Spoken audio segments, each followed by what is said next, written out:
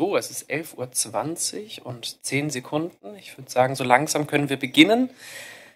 Ich begrüße recht herzlich alle hier im Raum, aber auch die, die uns zugeschaltet sind per Big Blue Button und per YouTube. Ich hoffe, der Saal füllt sich noch ein wenig. Ist wahrscheinlich der undankbare Freitag zwischen Fronleichnam und einem viel zu heißen Wochenende. Und da haben viele Menschen sicherlich andere Pläne. Nichtsdestotrotz freuen wir uns auf die heutige Freitagskonferenz, die auf Englisch gehalten wird, und zwar remote. Das heißt, unser Gast ist virtuell zugeschaltet. Lennart Schelter spricht gleich zu uns über das sogenannte kultivierte Fleisch und die Zukunft der Ernährung. Freue ich mich sehr drauf. Bevor ich gleich das Wort abgebe, damit wir eine kurze Präsentation des Redners hören, noch der Hinweis: Fragen können im Saal gestellt werden, aber auch über Big Blue Button und den YouTube-Chat. Das werden wir alles beobachten. Und wenn es dort Fragen gibt, in schriftlicher Form natürlich, dann können wir die natürlich hier dann auch im Raum mündlich stellen, damit Sie alle mitbekommen. Genau, und zu Beginn bleibt mir gar nichts mehr übrig, außer das Wort nun zunächst an Maria zu geben, die uns den Redner auf Deutsch vorstellen wird, und anschließend hören wir die konsekutive Dolmetschung ins Englische. Ja, lieber Lennart Schelter, ich freue mich sehr, dich heute für diesen Vortrag begrüßen zu dürfen, und vielen Dank, dass du dich auch so kurzfristig für die heutige Konferenz bereit erklärt hast. Und auch im Namen des AStA möchte ich hier nochmal unseren herzlichen Dank für deine Bereitschaft und deine Mühen aussprechen. Und in diesem Zusammenhang möchte ich auch noch direkt die Gelegenheit nutzen, um auf die Vortragsreihe hinzuweisen, die bei uns gemeinsam mit Lennart als Redner stattgefunden hat. Und zwar war das die Vortragsreihe Easy Money, bei der es um nachhaltiges Investieren geht. Für Interessierte finden sich auch alle Vorträge dieser Reihe noch einmal auf der Website des AStA. Und ja, die Vortragsreihe hat viele positive Rückmeldungen bekommen. Es lohnt sich also auch dort mal vorbeizuschauen. Und vielen Dank dafür nochmal. Lennart Schelter studierte Umweltingenieurwissenschaften an der RWTH in Aachen. Im Rahmen seines Studiums hat er 2015 auch die Chance ergriffen, ein Semester in China zu verbringen. Und dort lag sein Fokus vor allem auf sauberer und erneuerbarer Energie. Dabei beschäftigte er sich vor allem mit Photovoltaik, Halbleitern sowie mit der Umwandlung und Speicherung von Wasserstoff. 2021 schloss er sein Doktorandenstudium mit Summa Cum Laude ab, und in seiner Doktorarbeit ging es um maschinelles Lernen zur Überwachung von Grundwasser. Und auch während seines Studiums hatte er zahlreiche Jobs. Beispielsweise absolvierte er in China ein Praktikum, bei dem es um die Entsalzung von Meerwasser und auch um andere Wasseraufbereitungsmethoden ging. Und dabei betrieb er unter anderem experimentelle Forschung und führte Machbarkeitsstudien durch. Weiterhin gründete er 2017 sein Food-Startup-Unternehmen Future Foods. Und Future Foods kümmerte sich um die Entwicklung und den Verkauf von vollwertigen Nahrungsmitteln in Pulverform für eine einfache, gesunde und nachhaltige Ernährung. Seit 2018 arbeitet er bis heute noch beim Lehrstuhl und Institut für Wasserbau und Wasserwirtschaft der RWTH. Und er arbeitet dort an internationalen Forschungsprojekten mit, die unter anderem die Wasserverwaltung in beispielsweise Pakistan, Kamerun und Palästina thematisieren. Ja, und ich freue mich sehr auf den heutigen Vortrag und möchte hiermit Lennart das Wort übergeben. Vielen Dank. Dann schönen guten Morgen an alle. Moment, Lennart. Wir hören noch die englische konsekutive Dolmetschung. Danach darfst du loslegen. Alles klar.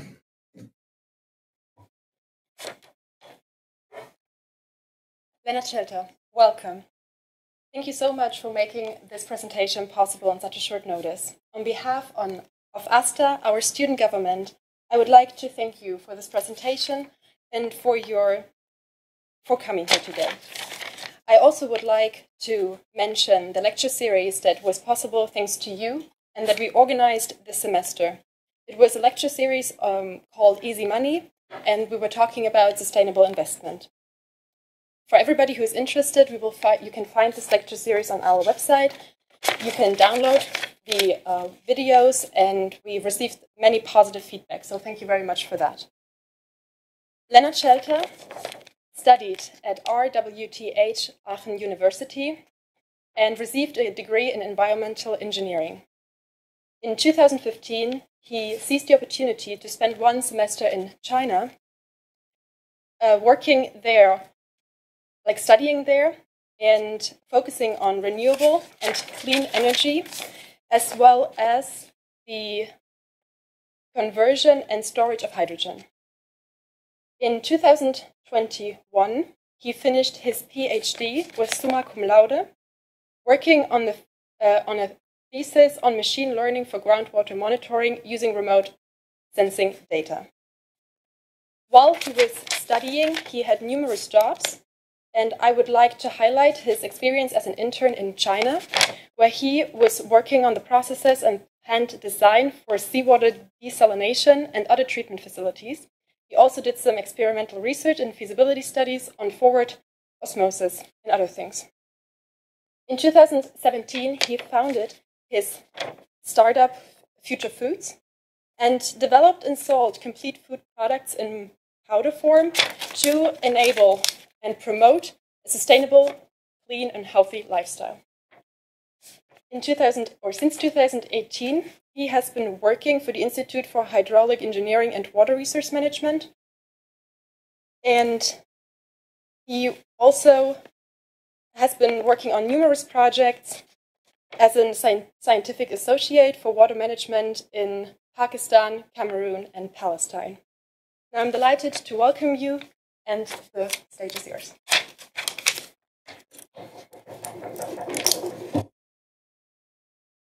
Thank you so much, and good morning to everybody from my side. Very nice professional introduction. Thank you. Yeah, the topic for today is cultivated meat and the future of food. It's an exciting topic, very forward-looking, a very future-oriented topic. So hopefully I can inspire you a little bit about the opportunities we might have using cultivated meat in the future. I would like to start with an idea that I had, that by 2050, the consumption of slaughtered meat, so conventional meat, might actually be frowned upon like the consumption of horse or dog meat is today. I believe this is not too far-fetched, although it might sound quite scary to some of you. But in the same way that we now regard eating horses or eating dogs as kind of weird, at least in the Western world, I think it will be the same with slaughtered or conventional meat in 20 to 30 years' time, once cultivated meat becomes available. And today I would like to impress upon you in this talk why I think this could be the case. First of all, let's look at our current meat consumption and the price we have to pay for our meat consumption to better understand why this might be a worthwhile topic to pursue. So I compiled some numbers here that are just the costs of our appetite for meat globally in terms of environmental but also ethical concerns. And you can see that, for example, we had 340 million tons of meat consumed per person per year, and 88 kilograms, which is the average amount of meat consumed by Germans per year. So I'm in Germany as well. So that is the average amount of meat consumed, which is quite a lot. And then you have 200 million tons of fish killed every year for consumption. And that is not the number of fish. It's not 200 million fish. It's 200 million tons of fish. So this is trillions of fish that are caught each year. There are 72 billion land animals slaughtered annually for meat. So if you recall, we are about 8 billion people in the world. So 72 billion animals killed per year is an insane number. 95% of these animals slaughtered are chicken, because chicken are much easier to raise and they grow to a slaughter age much faster than pigs or cows do. So 95% of these land animals slaughtered are chicken. However, the vast majority of animals killed are fish, far more than even the chickens. And on average, there are 9 land animals slaughtered for every human per year. So these are some very impressive numbers. And how do these develop for the future? If we think about growing population worldwide, how do we plan on feeding 10 billion people? And we need to feed them sustainably, efficiently, and safely, of course. So here I compile some more facts. For example, animal agriculture, so the raising of these animals, but also the growing of the food we feed to these animals, which is actually the larger part, is one of the main contributor to air pollution, water use, and land loss and loss of biodiversity. So in all of these areas, animal agriculture is one of the main culprits and one of the main contributors. You can see for greenhouse gas emissions, so climate change efficient gases, we can see that 70% of these EU's agricultural greenhouse gas emissions are contributable to animal agriculture. It is also very inefficient. So it takes 9 calories of food fed to a chicken to produce just 1 calorie of meat. That's what I said. The growing of the food for these animals is very, very important in terms of emissions because it's the largest part. And chickens are quite efficient. It's 9-to-1 ratio, but still we need to feed 9 times the amount of food that we get out of the chicken in the end. For pigs and cattle, it is far worse. So for beef, for example, you have to feed 25 calories to receive just 1 calorie of meat. So it's an insanely inefficient process. And that's why it's probably not surprising that 75% of the agricultural land is used for raising and feeding these animals, yet they only provide 1/3, so 30%, of the global protein supply. Again, here there is a huge mismatch between the resources we invest and the output we receive from animal agriculture. And lastly, there is the problem of safety of meat consumption. These animals in these large slaughterhouses are fed antibiotics, and antimicrobial resistance is a huge problem here because feeding these antibiotics proactively, so just in case, so the animals don't get sick in the first place, about 80% of our antibiotics in the world are fed to farm animals. And this is a huge risk for antimicrobial resistance when these animals get used to the antibiotics, and then the cells and the viruses can adapt to that and develop resistances and further mutate to become even more dangerous.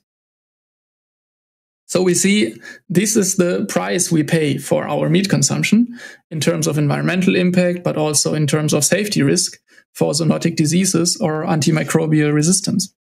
So there's a huge cost associated with our meat consumption. And if we want to reduce that, which we have to, if we want to feed 10 billion people in the future as well, there is a breakdown formula that you can use to think about this problem. Because the global impact of meat consumption is dependent on 3 factors, basically.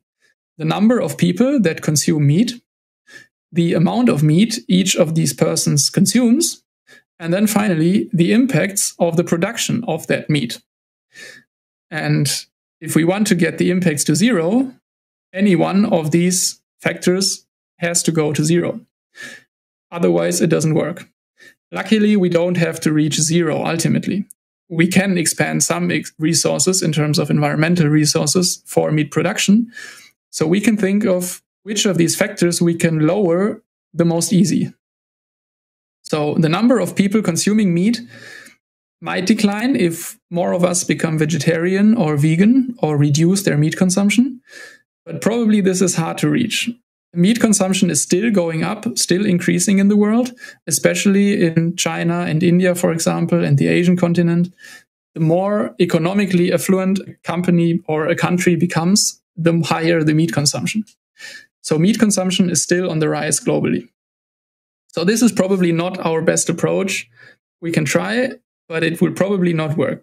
The world will not go vegan anytime soon.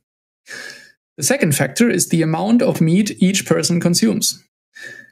This is similar to the vegan and vegetarian argument. Of course, it is noble to reduce meat consumption, but it probably will not work on a global scale because meat consumption is still increasing and even per capita meat consumption is still increasing.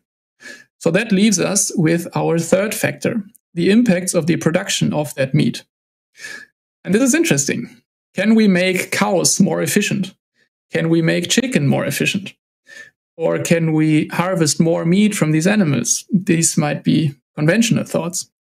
But then again, might we just change the entire system and use an entirely different process to produce our meat, not involving animals at all, maybe. Let's see. Let's look at what we actually want from the meat that we eat. Usually these are mainly 3 points. If we eat meat, we expect some taste, we expect protein supply, and there is a culture, a feeling, a sense of community, cooking together and so on, connected to meat consumption. There are traditional rituals and many religious meanings that are associated to meat. So these are the main 3 things we look for when eating meat. Can we only get these 3 factors from eating meat from animals, or can we get them another way? When we look at it, we are actually mainly interested in very specific parts of animals.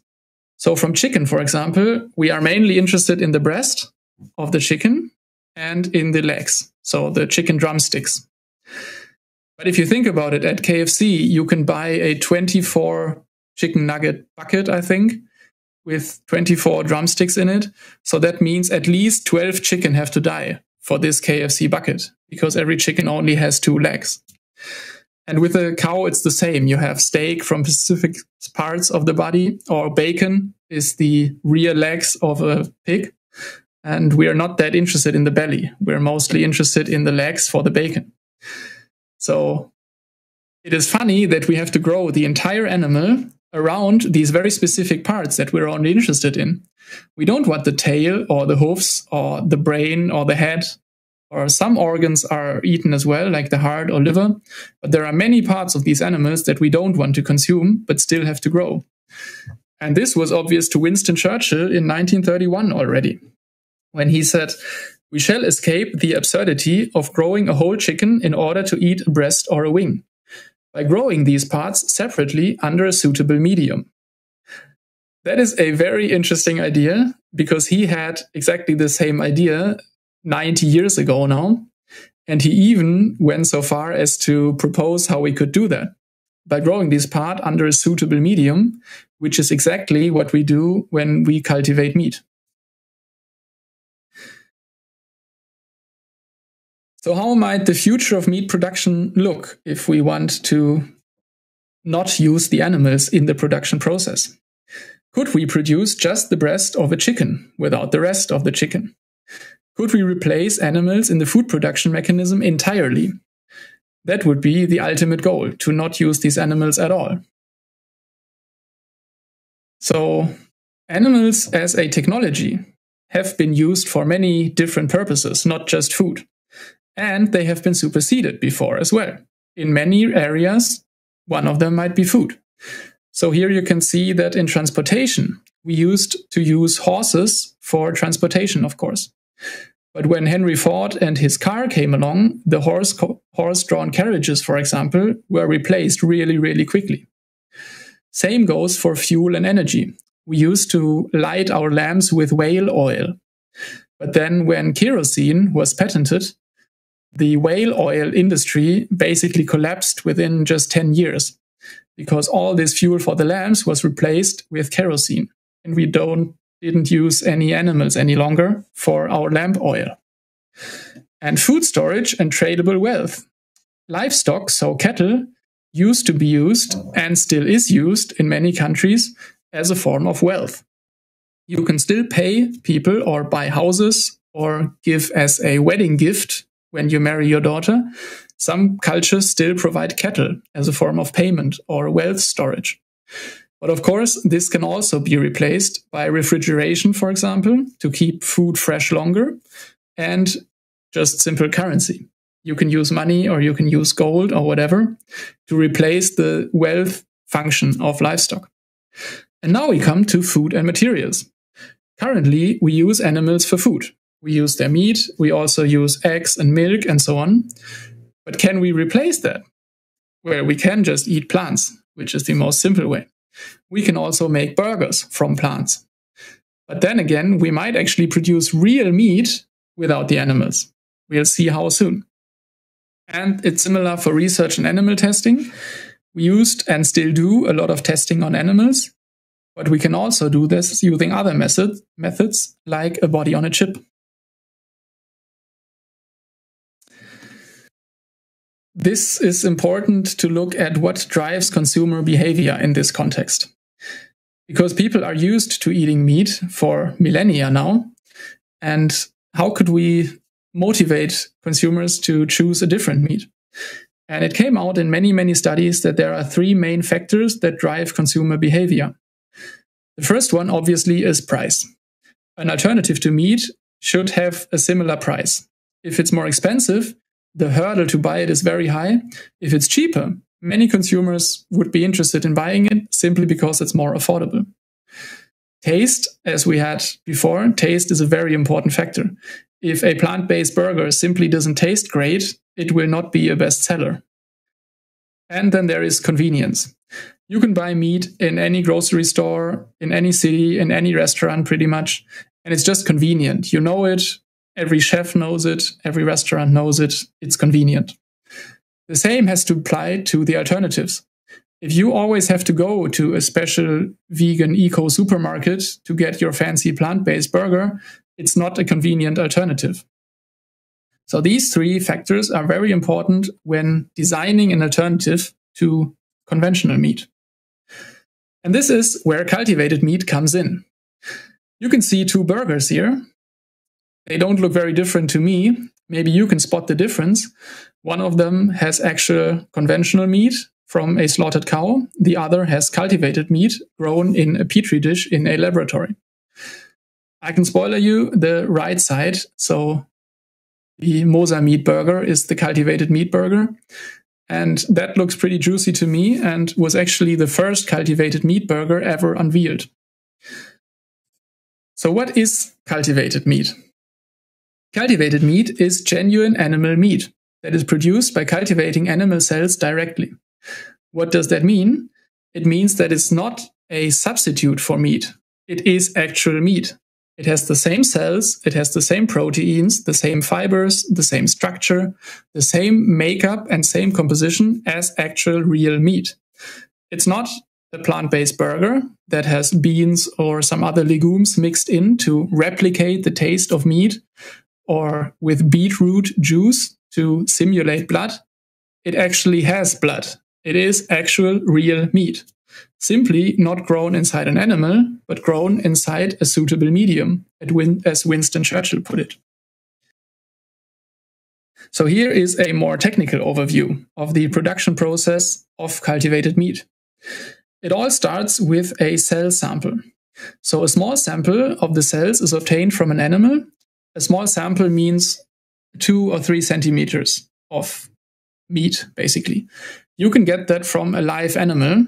It is a small rupture in the animal skin, and you can take this very small sample, but the animal can go on living happily ever after. You don't have to slaughter the animal to get this very small sample. Then this sample is grown in a cell starter culture before it goes into phase 1, the cell proliferation.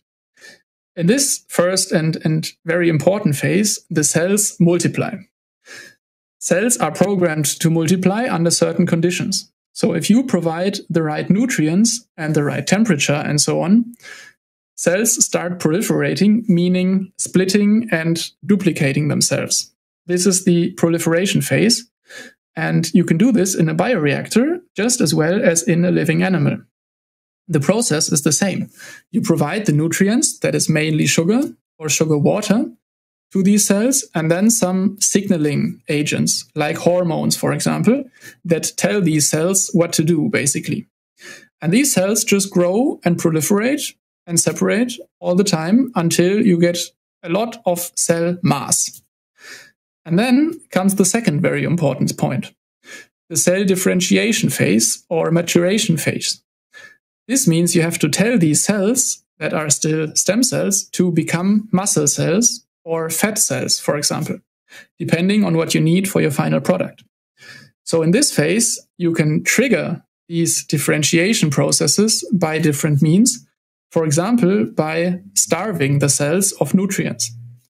So you can rapidly drop the supply of nutrients, of sugar, for example, and this triggers the activation of the cells to differentiate into muscle cells, for example. And at the end of the process, you can receive your final product in this bioreactor. because what happens is that these cells grow into muscle tissue, not just muscle cells, just as they would in a body. So they form fibroblasts, is what they called, that is strands of muscle cells. And you can actually then start training these muscle cells. So they work out just like we do in the gym by providing a scaffolding. A scaffolding is a physical structure where these cells attach to. So this is like a sponge, you can imagine it. That is a physical structure that gives some support to these cells, and they can attach to this structure and form rings around this structure. And then these fibroblasts, these cell streams, actually contract around these scaffolding and train to grow bigger. So it's very similar to an actual organism, a human being or an animal that grows these muscle cells. A little bit of history might be interesting here, how this process came about and how it's going right now, because it sounds very theoretical when you look at these technical details. In 2013, scientist Mark Post, which you can see here on the slide, unveiled the very first cultivated meat burger on live television in 2013. It was a very big event, and the whole research project, it was not a commercial project yet, was funded by Sergey Brin from Google mainly. And there is this number circulating that this very first burger cost around $300,000 to $400,000 to make, because the entire research project was financed with this sum of money and ended up in producing just 2 burger patties. So this burger was very, very expensive. And it was actually assembled by hand. So in the laboratory, they grew these small fibroblasts and some muscle fibers, but they had to associate them by hand to form this burger patty. So it was a very, very early, mostly research-focused project. But that was the very first cultivated meat burger in 2013. By now, the space has evolved a lot. We can see here that until 2013, there was just conceptualization of the idea that we might be able to grow muscle and fat cells and meat in the laboratory, but nobody really knew how to do it. And since 2013, we had the lab proof of concept. So Mosameat with Professor Mark Post were the first ones to present their cultivated meat. But in the years following, many companies started with different species of animals. So Mosameat focuses on beef for burger patties. But there are also companies that produce fish, for example, or pork, or chicken, or lamb, or other fish, or crustaceans. And there are many, many companies that produce every species you can think of. And in theory, we might even be able to grow meat of species that we cannot farm conventionally. So something like horse meat, for example, which would be very expensive to farm conventionally, could be produced in the lab for a similar price. Or you might even think about lion meat, for example, or zebra meat, or whale meat, or something like that. Because the process of culturing these cells is similar, and you don't have to worry about how easily it is to farm these animals. So there are a lot of opportunities here. And since 2019 to 2022, so today is the pilot scale phase. So many of these companies have moved from just the lab scale, where you have tiny amounts, a couple of grams maybe of this meat to just prove the concept, to a pilot scale that can produce at least kilograms of the product, and that might actually be saleable. So in Singapore, for example, you can already buy a cellular agriculture chicken nugget. So a chicken nugget grown from cells inside a bioreactor. And from today onwards, we are looking to the scale-up phase. So first a demonstration scale, and then later on industrial scale. Because the idea is that cultivated meat could replace the millions and millions of tons of meat that we consume globally. And this obviously requires a large scale-up of these facilities. So we went from lab scale, where the bioreactors have a couple of liters at most, to the pilot scale, and then to industrial scale, where bioreactors might have 20,000 liters. So this could be 2 to 3 story high bioreactors that produce tens of thousands of liters of cellular agriculture medium in one batch. And this will be a huge scale up of these companies that is starting already and now the main challenge for the sector. Here you can see the amount of cultivated meat companies by the year they were founded. So you can see in 2013, when the first burger was unveiled, and 2014, there were no companies founded. Actually, Mosa Meat, the company of Professor Mark Post, was only founded 2 years after this presentation, so in 2015. But by now, you can see in 2020 and 2021, we had over 20 companies founded every year, and the total is 107 companies. By now, it's over 120 companies. So there are many startups working on cultivated meat, working on different species and different processes with different mediums to make this a reality. So now the big questions regarding adoption. First up, will consumers even eat it? We talked about the 3 things that drive consumer behavior, and we have price, taste, and convenience here. And for the price, I'm very optimistic because the price of conventional meat is very high compared to cultivated meat because we have all these inefficiencies. Cultivated meat does not have to produce the legs and the head and all the parts that we don't want. And you can feed exactly what you need for the stem cells to grow. And we don't need to provide all the energy for the animal to really live besides just grow. So the costs of this conventional meat will very soon drop below the costs of conventional meat. Next up is taste. Taste is a very subjective topic, of course, but there have been tastings, blind tastings, where people compared cultivated meat to slaughtered meat. And they were not able to identify the cultivated meat. So this is very good news that the taste actually is identical to real meat, because it is real meat. And finally, the convenience. Convenience factor is basically dependent on adoption. So the more cultivated meat becomes adopted, the more available it will become in grocery stores and restaurants. As of today, you can only buy cultivated meat, chicken nuggets, in one single restaurant in Singapore, in the 1880 restaurant. So that is very inconvenient. You cannot buy it anywhere, basically, and only a handful of people have ever eaten it. But this will obviously change in the future. And then we have many advantages. For example, cultivated meat doesn't use all the antibiotics. You don't have all the hormones fed to these animals. So all these safety issues are much easier with cultivated meat because you have full control of the process in comparison to slaughtered meat, where these animals might grow sick. You might just have weak animals with poor quality meat. They might have pus and all that stuff.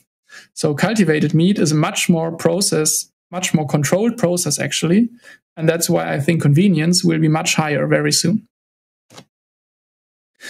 And you can even see this in studies. So the question was the openness to try cultivated meat split up in the generations.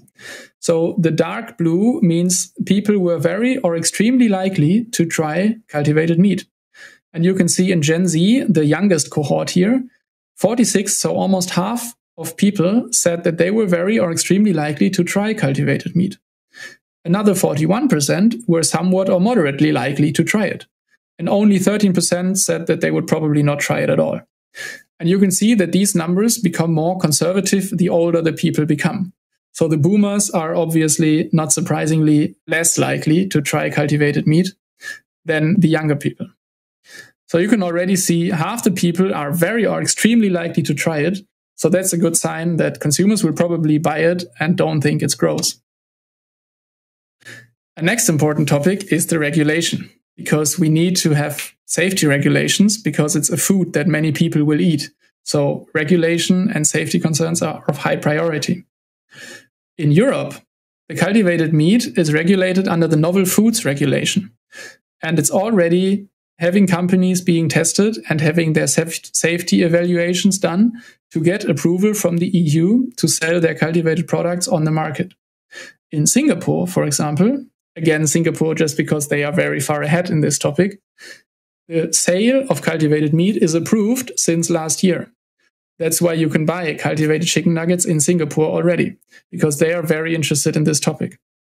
And in the bottom right-hand corner here, you can see Israel's Prime Minister, Benjamin Netanyahu, who is the first head of state trying cultivated meat.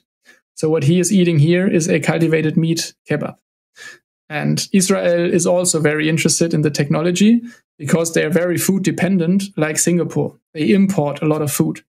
And with cultivated meat, you have many advantages because you can grow it in every location, basically. You don't need a lot of land. You don't need all the grassland and the animals. You can grow it in a building, in a facility, in very different levels. And it's very useful for smaller countries to become less food dependent and less dependent on food imports. So that's why these countries like Singapore and Israel are very interested in the technology. Let's look at some of the environmental opportunities cultivated meat might provide.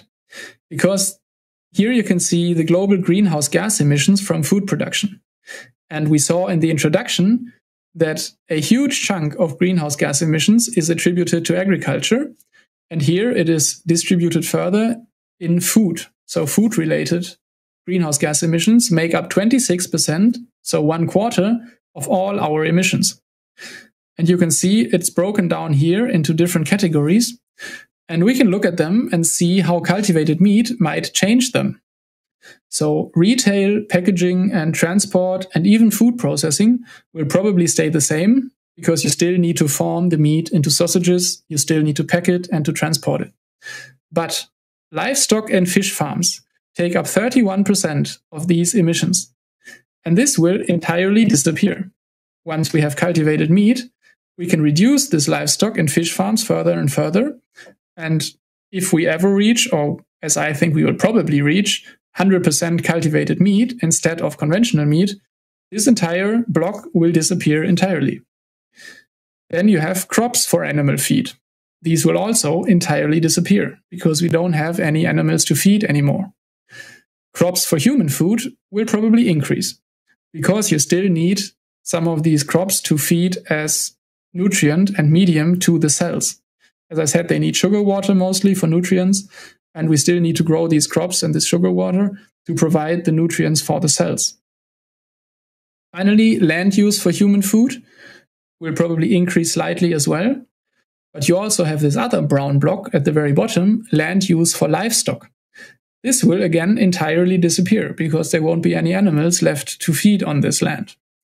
So you can see a big chunk of these emissions will go away when cultivated meat becomes most of the market. And this can be broken down further. The CE Delft did a life cycle assessment of cultivated meat. And they found that compared to conventional chicken, cultivated chicken meat has a potential to reduce the global warming, so greenhouse gas emissions, by 17%. The land use might be reduced by 63%. That is quite a lot.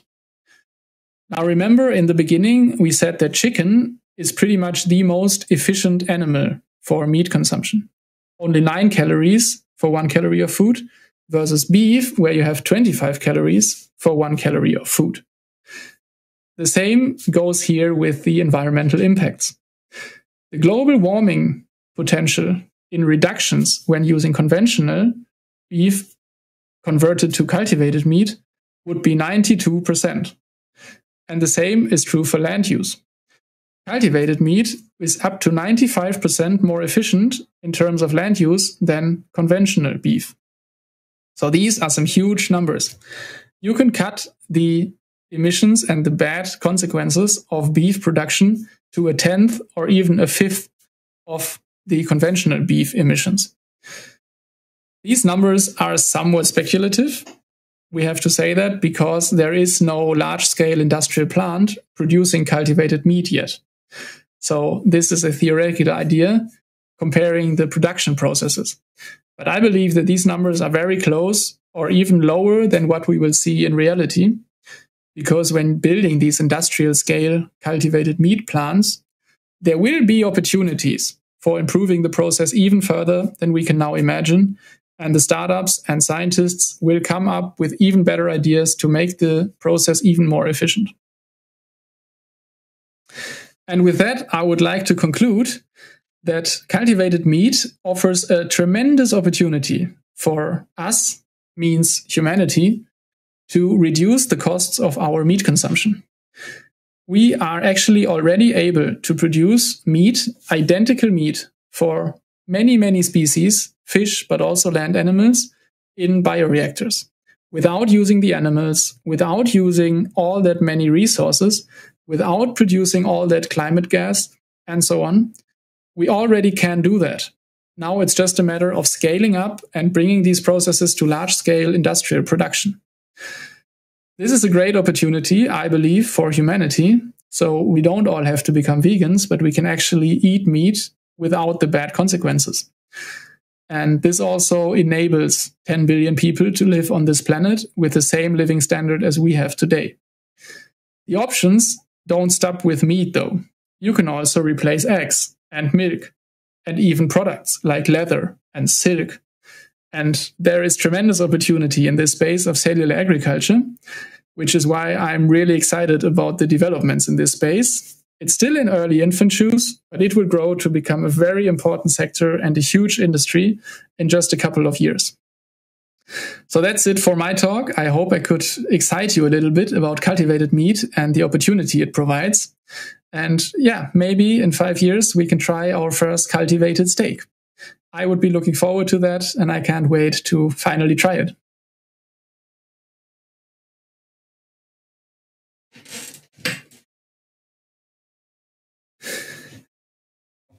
I think we are open to questions now. If you have any, I'd be willing to answer them.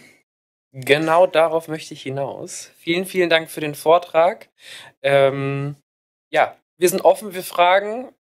Seien es Fragen bei Big Blue Button oder YouTube oder hier im Saal. Die Chats verfolge ich, da ist noch nichts drin, also gerne in die Tastatur hauen.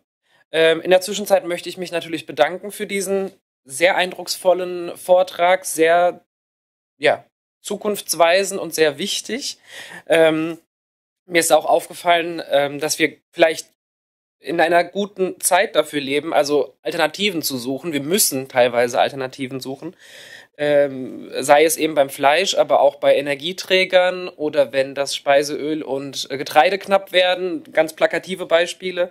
Oder auch an Milchgetränke habe ich gedacht, da werden Hafer, Sojamilch auch sehr gut aufgenommen. Deswegen denke ich, dass wir da auf einem guten Weg sind. Und als ich die Statistiken der verschiedenen Generationen gesehen habe, habe ich mich als Millennial gut vertreten gesehen und ich bin auch offen dafür. Vielleicht beginne ich mal mit einer Frage, dann gebe ich das Wort auch gerne an Kolleginnen und Teilnehmende ab. Eine Frage wäre, gibt es gewisse Tiere, die besser dafür geeignet sind, ja, kultiviert zu werden, also in Form von kultiviertem Fleisch? Ob man sagen kann, Hühnchen ist einfacher oder Schwein oder Rind? Und das Thema Fischzucht wurde auch kurz erwähnt. Gibt es da Einblicke? Wird auch an Alternativen für Fisch gearbeitet oder liegt das Augenmerk eher bei der Viehzucht, also Schwein, Rind, Huhn oder auch eben Fisch? Das wären so meine Fragen. Dankeschön. Soll ich die auf Deutsch beantworten oder auf Englisch? Wie du willst. Okay, I can stay in English, so the system keeps consistent. The two questions actually tie in together quite well. So in terms of which species are easier to cultivate, I would say fish. Because for the very simple fact that you can cultivate fish cells at a much lower temperature. Because they usually live in the water, which is much colder than the air surrounding us. So you can cultivate fish cells at room temperature, whereas mammalian cells, so land animals, require 38 degrees of bioreactor temperature. So the energy consumption for land animals is much higher than for fish, simply for this temperature. That is one of the main energy consumption in the processes. And secondly, which is more useful, can be regarded from another perspective. If you cultivate chicken, for example, you can make an already very efficient animal, relatively speaking, even more efficient. But if you replace beef, the potential savings are much higher. So I would say that cultivating beef first is most useful because that's where most resources can be saved. Because beef requires so many more resources compared to chicken. So this is another perspective that you might look at it. Simply which species has the highest potential for savings. And their beef is probably the highest one compared to chicken or pigs or fish. Dankeschön. Und dann gebe ich das Wort ab an meine Kollegin Sabine. Danke, Lennart, für den wirklich spannenden Vortrag. Ich habe unglaublich viel gelernt, weil mir dieser Aspekt der Fleischproduktion wirklich noch gänzlich unbekannt war. Als ich den Titel der Konferenz gelesen habe, dachte ich an Industriefleisch, aber nicht an Kulturfleisch. Also das war sehr spannend, durchaus überzeugend. Ich habe jetzt verschiedene Fragen. Die erste: Das letzte Bild, das du gezeigt hast, wir kennen uns nicht, darf ich duzen? Natürlich, ja. Entschuldigung. Thomas hat geduzt, ich habe auch mitgeduzt. Das letzte Bild, das du gezeigt hast, war das schon ein Kultursteak, das da aufgespießt war? Oder war das noch echtes Fleisch? Ich sage jetzt mal echt. Also das war die erste Frage. Zweite Frage: Hast du einen tabellarischen Überblick, wie die reelle Energieeinsparung aussieht? Denn um Labors zu betreiben, braucht man ja auch Stromproduktion, man braucht Rohstoffe, um auch die Zellenkulturen irgendwie am Leben zu halten, zu füttern und Ähnlichem. Also gibt es da einen tabellarischen Überblick, wie viel dann dennoch an Energie, zum Beispiel Strom, benötigt wird? Dann meine dritte Frage, ich mache einfach mal weiter, dann hast du die Chance, vielleicht insgesamt zu antworten. Das ist jetzt eine sehr provozierende Frage, ich gebe es zu. Aber was für ein Umsatzpotenzial steckt denn hinter dieser Fleischproduktion für kleinere Betriebe? Wahrscheinlich wird es auch sehr schnell große Betriebe geben, die sofort sich drauf stürzen und das dann auch tatsächlich im großen Maßstab herstellen. Also Umsatzpotenzial vielleicht auch im Vergleich zu heutigem Potenzial oder heutigem Umsatz, soweit der errechnet werden kann. Und vielleicht meine letzte Frage: Wie reagiert denn die Landwirtschaft darauf im Moment? Wie reagieren denn gerade die großen Rinderzüchter oder die großen Geflügelfarmproduzenten, die ja schon unter Druck stehen? Das ist klar. Aber gibt es da schon Echos? Wird die Landwirtschaft sich dessen bewusst, dass da ihnen eine gewisse Konkurrenz so allmählich im Nacken sitzt? Jetzt mein letzter Kommentar. Ich gehöre eher zu der Generation der Boomers oder sogar noch davor, also der Dinosaurier. Und ich muss sagen, dass der Vortrag mich durchaus überzeugt hat. Ich würde mich auf einen Versuch einlassen. Also ich würde das gerne mal versuchen, weil ich jetzt überzeugte Biofleischkonsumentin bin. Konsumentin zwar in Maßen, aber wenn dann eben Biofleisch. Ich muss sagen, was mich immer noch nicht so ganz anmacht, ist, ob ich wirklich Lust habe, Löwe, Zebra und sonstige Tiere zu versuchen. Aber vielleicht eben gerade, wenn ich weiß, so schmeckt es theoretisch, aber es hat kein Tier dafür sterben müssen, würde ich vielleicht auch das mal probieren. Denn neugierig bin ich auf jeden Fall. Okay, Entschuldigung, das war jetzt eine ganze Menge auf einmal und du hast wieder das Wort. Danke. Yeah, thank you for the questions. I will try to go through all of them as I remember. So first up, with trying them, you are in good company because even the boomer generation said to 30% or so that they are very likely to try. So even with the dinosaurs, the potential is high, I think. Okay, so let's go through the questions. The last image that I showed was not cultivated meat. That was conventional meat. And this shows an interesting challenge in the cultivated meat because the first products were burgers. So that is minced meat, meaning there is no structure to the meat, which is much simpler to create from these cells. The golden grail, or the final end boss, so to say, of cultivating meat is steak. Because steak has a lot of natural structure. There are lots of fibers, you have fat intertwined in between the fibers and so on. And this 3D structure is hard to produce in a bioreactor. What you can produce is the cell mass in the bioreactor, but then it's not the structure of a steak yet. So for ground beef, like a burger patty, that works fine. You can assemble the cell mass into a sausage or a burger patty. But to get this 3D structure of a steak is a high challenge. One approach to that is a company from Israel, Meatech 3D, for example. They use 3D printing for these cells. So they literally use a 3D printer that prints a steak in layers with cell mass instead of ink. So the ink of this 3D printer is the cell mass, which then grows into the steak. And that has interesting opportunities as well, because obviously every steak is exactly the same. So the quality is consistent every time, and every batch is the exact same perfect steak. So there are some interesting approaches to getting this real steak structure, but that is the most difficult product to produce using cultivation. So we will first see chicken nuggets, sausages, burger patties, and so on that are much easier to produce simply because they don't require this structure of the tissue. So next up, the energy savings. I presented one slide here from the CE Delft. They did a life cycle assessment of cultivated meat.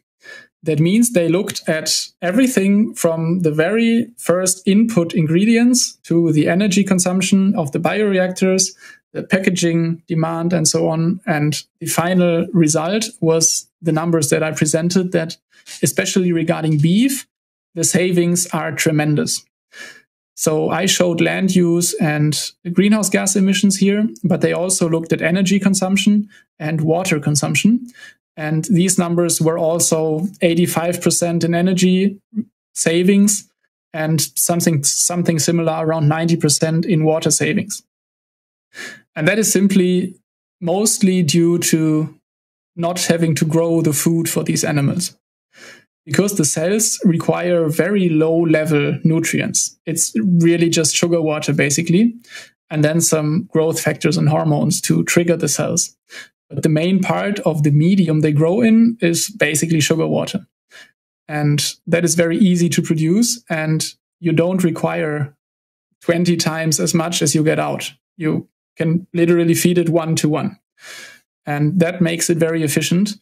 And as I said, the energy consumption, or the impact of the energy consumption, depends very highly upon the energy used.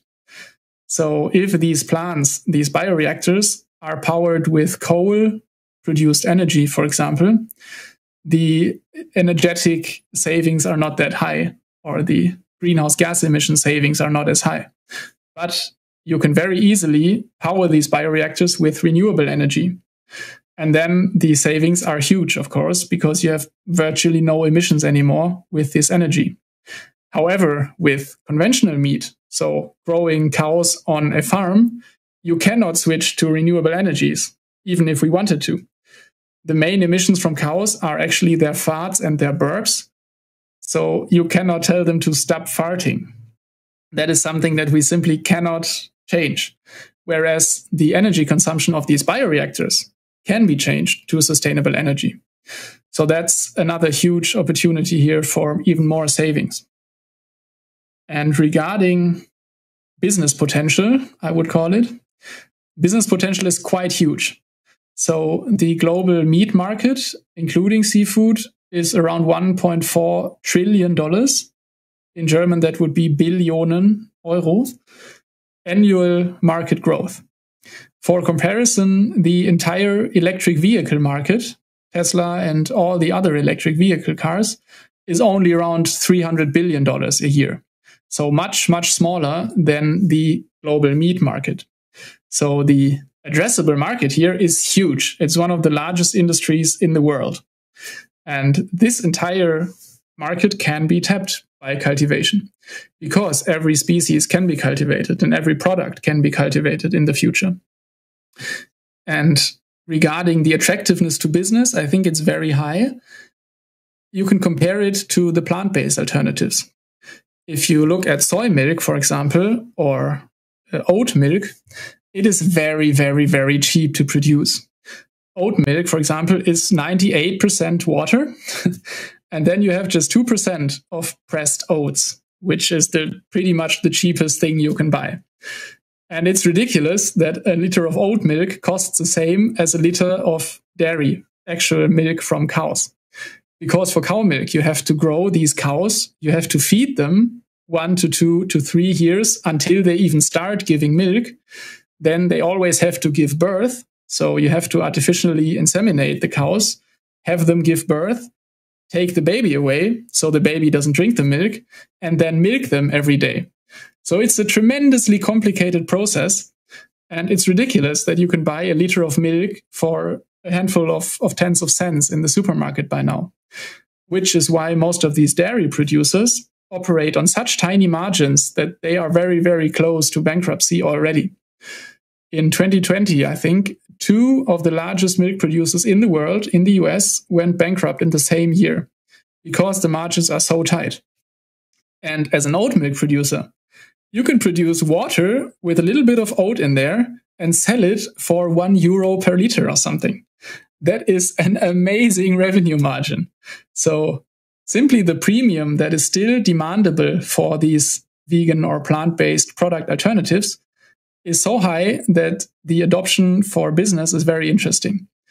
So many people are still interested, and the demand is so high that you can demand a premium price for these products, especially now in the beginning, until it becomes a mass market product. So I think the opportunity for business here is really great because you can demand these premium prices still before it really comes down. And then the reaction of the conventional industry was your final question, I believe. Yes, the industry is actually reacting already. It's an interesting split. So there are these 2 parts of the industry. You have companies like Tyson Foods, for example, the largest chicken producer in the world that supplies Kentucky Fried Chicken, McDonald's, and so on. And then you have conventional farmers that actually produce the meat. And Tyson Foods doesn't care where their meat comes from. They just want to sell it. And they would sell cultivated meat the same as they would sell conventional meat. So Tyson Foods, or JBS, one of the largest producers in Brazil, for example, they actually invest in these cultivated meat startups to become part of this new technology because they see that it will replace conventional meat. So they are already investing and working with these startups to integrate the new technologies into their existing business. The problem is for farmers. These farmers won't be able to sell their cows and their pigs anymore.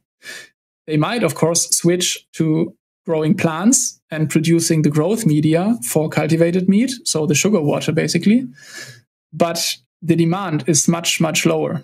As I said, the cultivated meat is so much more efficient that we just need a fraction of the resources to grow it.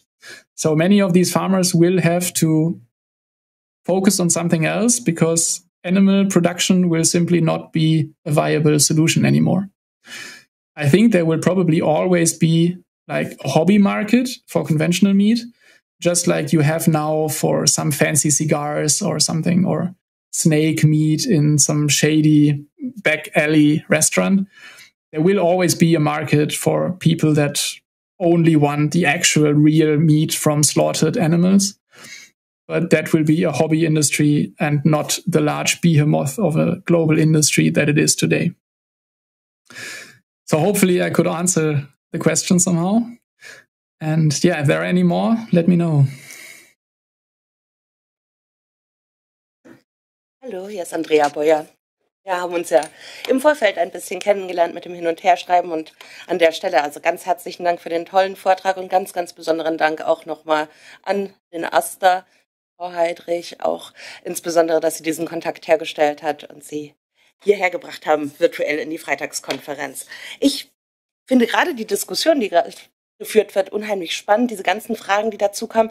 Jetzt ist meine Frage, gar nicht so spannend im Vergleich zu denen, die wir schon gehört haben. Nämlich, können Sie nochmal Ihre Funktion in diesem ganzen System erklären? Wie passen Sie in dieses Gefüge hinein? Was machen Sie beruflich oder ist das diese private Leidenschaft? Also das habe ich noch nicht so ganz verstanden, wie Sie zu dem Thema gekommen sind und welchen Beitrag Sie zu dieser Entwicklung leisten. Yeah, sure. So I am currently not professionally working in the cultivated meat space. I do run a YouTube channel where I talk about cultivated meat and fermentation for milk and so on. And there we focus on the investment opportunities in the space, because obviously this also means a massive business opportunity. So there are a very few publicly traded companies that you can invest in now, because these startups are still very small. But there is a lot of venture capital backing the very early startups that will become these large providers of the cultivated meat in the future. So I talk about these opportunities with the motivation to bring more money into this sector and to inspire more people to invest in this sector for their own gain, because I think it's a great opportunity, but also to accelerate the research and the opportunities of these startups. So that is my main role in this whole thing, that I provide information on the investment opportunities and the space as a whole, because I am very passionate about the topic and I see that many people have not even heard about it. So it's still so young and so early that I think we need more talking about it. That's why I did this presentation as well, because I'm very excited about it. And I hope that I will witness a world, or at least a Germany, without slaughtered meat in my lifetime, which I think is a very realistic goal. And I do believe the first quote that I had in the presentation, that before I die, the consumption of slaughtered meat will probably be illegal in Germany, at least. That's what I expect for the future. So I want to be a part of that and spread the word about the awesome opportunities of cultivated meat. Und dann bitte Mikrofon 28. Ja, hallo, ich bin Christian. Ich hoffe, meine Frage ist nicht zu speziell. Ich danke zunächst für den Vortrag, der auch mich sehr interessiert hat. Mich würde der Lebenszyklus einer einzelnen Kultur interessieren, die aus einem Tier entnommen wird. Wie lang hält eine solche Zellkultur vor? Wie oft muss diese Zellkultur dann ersetzt werden letztendlich, wenn man an Mutationen denkt, in der Zellreplikation, an Krebs, an solche Dinge. Mich würde da eben die Lebensdauer einer solchen Probe interessieren. Ich hoffe, dass es nicht zu speziell ist. No, that's fine. So first up, you take this very small sample, like I said, spiral of around a couple of centimeters. And this can last you a long time. So you can the cells, the stem cells in this sample can replicate billions and quadrillions of times. So you can literally grow hundreds and thousands of tons of meat from one of these samples very easily. One of the intentions or challenges in the field currently is creating these everlasting cell lines. So the selection of the right cell line is very important, because your meat quality depends on having a high quality stem cell sample. So you want to get the right species, of course, but then you want to get a good specimen of that species. So a strong and healthy animal to get the cells for the replication, because so much of your meat depends on this one sample. So the selection of a cell line is one of the major contributors to your final meat quality. And that's why within the companies, it differs strongly how long a sample lasts. Usually a sample in research can be taken every week or so from different animals to select the cell lines. And for the actual production, there are no numbers yet, because no company has produced tons and tons of meat. They have all only produced sample sizes and kilograms at the most of this product. So we will see how long a sample actually lasts in real conditions, in a real actual industrial bioreactor. It simply has not been done yet. So we cannot really say. The expectation is, like I said, that we will have these unmutable cell lines that will sit in a fridge somewhere that can be used over and over again and just replicate all the time without degrading, so that you could use them indefinitely in theory. But we will see how that plays out in reality then.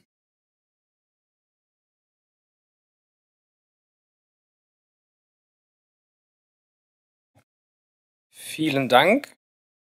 Jetzt haben wir sogar auch eine Frage aus dem YouTube-Chat, die ich gerne vorlese, auf Englisch, aber dann übersetze ich sie gerne konsekutiv danach ins Deutsche.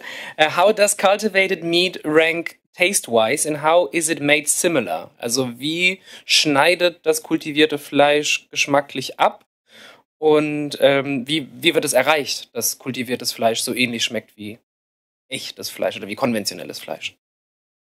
Mm-hmm. Yeah, interesting question. The taste is very, very important. The companies know that. So the very first burger that I showed from 2013 was actually only muscle. So there was no fat in there. There was no ligaments, no connecting tissue. It was only muscle. And therefore it was rather dry. That's what the taster said as well.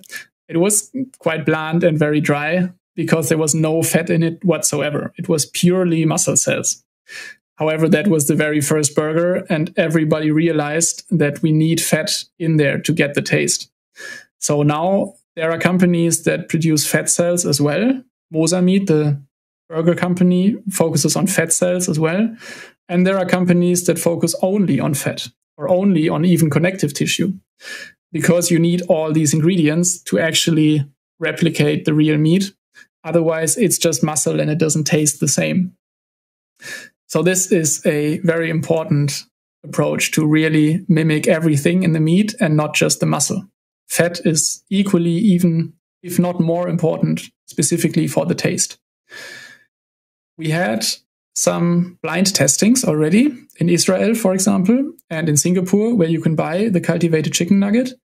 And as I said, in these blind tastings, the people were not able to differentiate between the cultivated and the conventional meat. They could not say which is which. So the taste is already pretty much there. And there's not that much magic to it because it is real meat.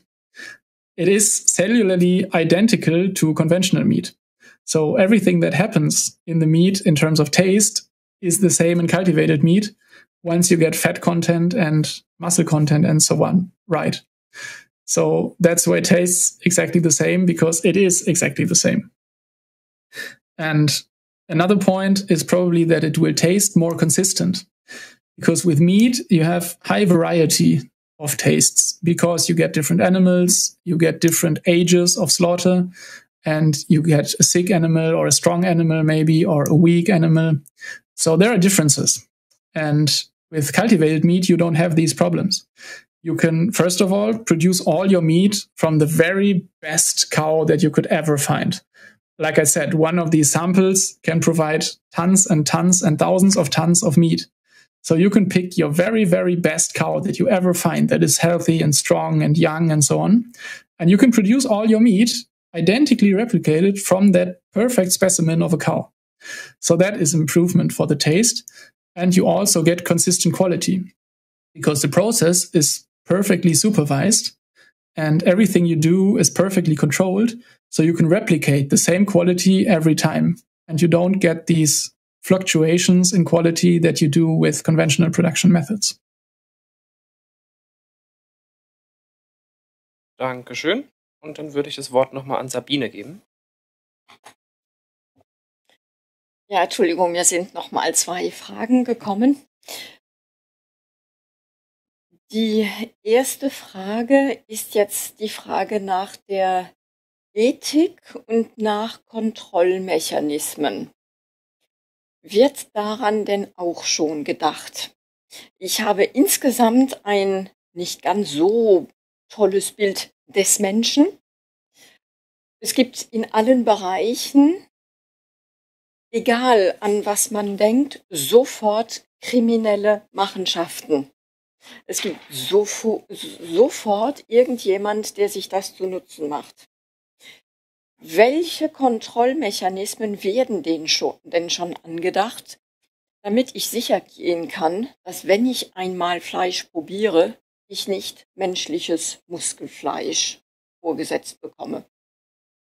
Oder irgendein anderes Fleisch, von dem mir nicht verraten wird, von welchem Körperteil des Menschen es produziert worden ist. Denn, tut mir leid, das ist sehr unappetitlich, aber ich könnte mir vorstellen, dass da irgendein kleiner Faust wieder anfängt zu spielen und etwas weiteres ausprobiert. Also wird das auch schon reguliert im Sinne von gesetzlich ethisch begleitet.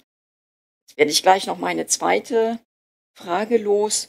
Es gibt ja auch Nutztiere, die im Moment noch für ihren Nutzen, ihre Nützlichkeit gehalten werden, auch biologisch artgerecht gehalten werden, die zum Beispiel eben auch für Landschaftspflege eingesetzt werden und da einen sehr sinnvollen Beitrag leisten, viel auch besser sind im Einsatz als landwirtschaftliches Gerät.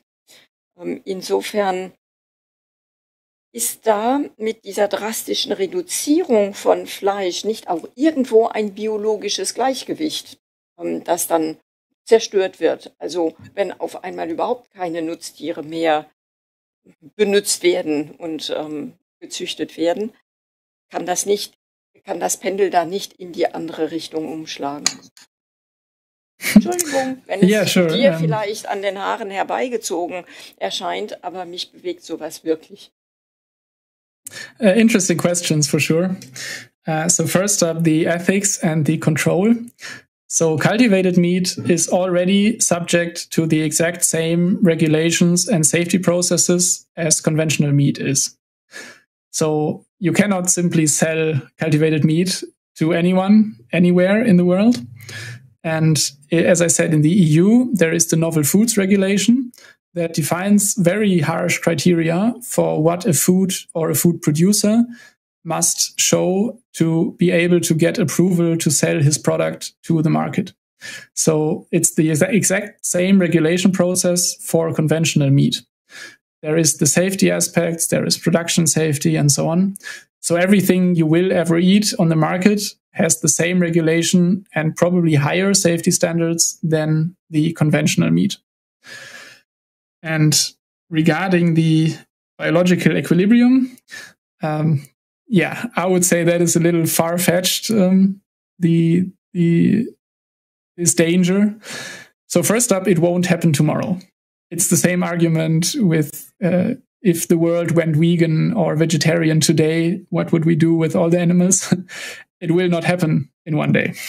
So as I said, the timeline for this is 20 to 30 years, I believe, until we get a complete replication. So we will have cultivated meat on the market in 3 to 4 years, probably, in Germany. But until this reaches a significant portion of the meat market, that will take decades.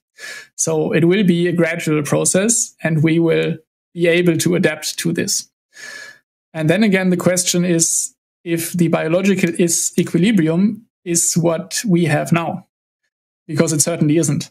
So if you look from an evolutionary perspective, the chicken, the household chicken that we produce, is the most successful animal on Earth, because it somehow convinced us humans to grow and replicate it in massive numbers all over the world. So they lead very miserable lives, but evolutionary speaking, they are the most successful species ever. So what we have now is not a sustainable biological equilibrium. If you think about the numbers, we slaughter 27 billion animals each year, but there are only about 30 billion animals alive at any point in time in factory farms. So that already makes you think why. And because chicken are usually slaughtered after just a couple of weeks of growing. And they're not living years and years. They are slaughtered after a couple of weeks. So this is very far from any biological equilibrium that the world ever had. I think you might be talking about things like sheep on a dam, for example, that just eat grass and so on. These things will exist further. There will still be animals in the world, even if we have 100% cultivated meat. What will disappear are the large fields and acres of soy monoculture that were once Amazon rainforest, that were cut down and burned to produce feed for animals that don't live on grasslands, but in very dark and tiny sheds. This will disappear. The industrial animal agriculture, that's what will disappear. There will still be animals on grasslands. There will be sheep on dams and so on. So I don't think we have to worry about that too much. Those are separate things. Like the high quality biological meat from some grassland is very different from the industrial meat that will be replaced by the cultivated meat. And as I said, there will always be demand, I think, for conventional slaughtered meat by some culinary experts and so on. But the broad, vast majority of like cheap nuggets and cheap McDonald's burgers and cheap hot dogs, that will be replaced from industrial animal agriculture to cultivated meat because it is cheaper, more efficient, more available, more flexible, and so on. So I don't think we will lose all animals. If we reduce our chicken or our amount of chickens in the world by 99%, we still have more chickens than were ever alive before humans started farming them. Vielen, vielen Dank. Wir haben jetzt noch Zeit für eine Frage. Mikrofon 39 zu meiner Linken mit der Bitte um kurze Frage und kurze Antwort. Dankeschön. Gibt es für jede Fleischprobe dann auch einen eigenen Bioreaktor, dass halt nicht die Geschmäcker irgendwie doch zusammen in einer Produktion ausarten? Weil ich kann mir vorstellen, dass manches Fleisch intensiver schmeckt und wenn das dann irgendwie vermischt wird, dann ist es ja nicht mehr echt, also wie beim echten Fleisch. Yeah, sure. Every species and every cell line will have its own bioreactor, and even fat cells and muscle cells will have their own bioreactors, because that way you can simply control the process even more and differentiate even more precisely. So this will definitely be separate, yes. There is a question in the Big Blue Button chat regarding consequences for the human body and human health if we only consume cultivated meat. So the question is the health benefits or health detriments. I think it's the same as with meat, probably a little better, because it is meat. So you still have cholesterol in there. You still have saturated fat in there. So it's still not the healthiest option you can choose. But you can tailor it to your desired specifications. So with cultivated meat, you can actually reduce the fat content because you decide how much fat is in there. And you can reduce the cholesterol content, but it still is meat. So it still has a lot of heme iron and so on. So it's still not the healthiest option, but you have much more control than over conventional meat. Vielen, vielen Dank. Ich wollte nicht ins Wort fallen. If that's it for the questions, yeah, I can just say a quick goodbye. Thank you everyone for listening. And yeah, I do have a YouTube channel, so you can check out that if you're interested. It's called The Impact Investing Show, where I talk about cultivated meat and the possibilities. And yeah, this talk was recorded, I think. But you can also contact me as well if you're interested in further questions via the YouTube channel or via this organization. So happy to hear from anyone who has further questions. Thank you. Vielen, vielen Dank, Lennart. Den YouTube-Channel habe ich auch während der Freitagskonferenz schon ausfindig gemacht und schon abonniert, um zu schauen, was da passieren wird. Ganz clever gelöst, hier ein bisschen Werbung zu machen. Genau, wir wollen auch nochmal Danke sagen, oder ich sage nochmal Danke an Lennart Schelter für diesen wunderbaren Vortrag und auch Danke nochmal an den AStA für die Einladung. In dem Sinne ist jetzt sozusagen Lennart entlassen ins Wochenende. Wir haben noch 2 organisatorische Infos. Eine Info von mir und dann zum Abschluss gleich noch meine Kollegin Andrea Beuer. Wie immer am Ende der Freiko der Ausblick auf die nächsten Freitagskonferenzen. Nächste Woche haben wir keine Freitagskonferenz wegen den Eignungsprüfungen, die stattfinden. Das heißt, in 2 Wochen, am 1.7., haben wir eine französische Konferenz in Präsenzform. Mal wieder, auch schön. Und ich freue mich aus 2 Gründen auf diese Freitagskonferenz. Erstens, ein ehemaliger Kommilitone spricht zu uns, Patrick Zeilmann und Marie-Christine Kunz. Und sie sprechen über meine Heimatstadt. Und zwar lautet der Titel Balkanexpress und Bärenherz, die wichtige Arbeit des Kinderhospizes in Wiesbaden. Das ist der Ausblick meinerseits. Und jetzt gebe ich nochmal das Wort an meine Kollegin und wünsche von meiner Seite schon mal ein schönes Wochenende. Bitte nicht schmelzen oder schmilzen, damit wir uns in 2 Wochen wiedersehen. So, jetzt nochmal meine Kollegin. Dankeschön. Und danke nochmal Lennart Schelter für den tollen Vortrag. Schade, dass Sie heute nicht in Fleisch und Blut bei uns sein konnten und jetzt mit uns zum Mittagessen gehen, wo wir eine fleischfreie Alternative wahrscheinlich wählen werden und ich noch viele Fragen hätte stellen können und wollen, wenn wir noch mehr Zeit gehabt hätten. Es ist wie im Fluge vergangen. Mein letzter organisatorischer Hinweis ist, dass das Zentrum für Qualitätssicherung eine Studierendenbefragung zur Qualität der Freitagskonferenz heute durchführt. Die Techniker werden gleich eine Folie mit dem QR-Code einblenden und dann würde ich alle Studierenden, die an diesem Kurs oder dieser Übung teilnehmen, bitten, die Befragung durchzuführen. Am besten heute, dauert ungefähr 5 Minuten. Dafür ganz herzlichen Dank. Wir freuen uns auf die Rückmeldung und ja, darf ich mich jetzt auch ins heiße Wochenende verabschieden. Das war's. Tschüss an alle. Tschüss, schönes Wochenende.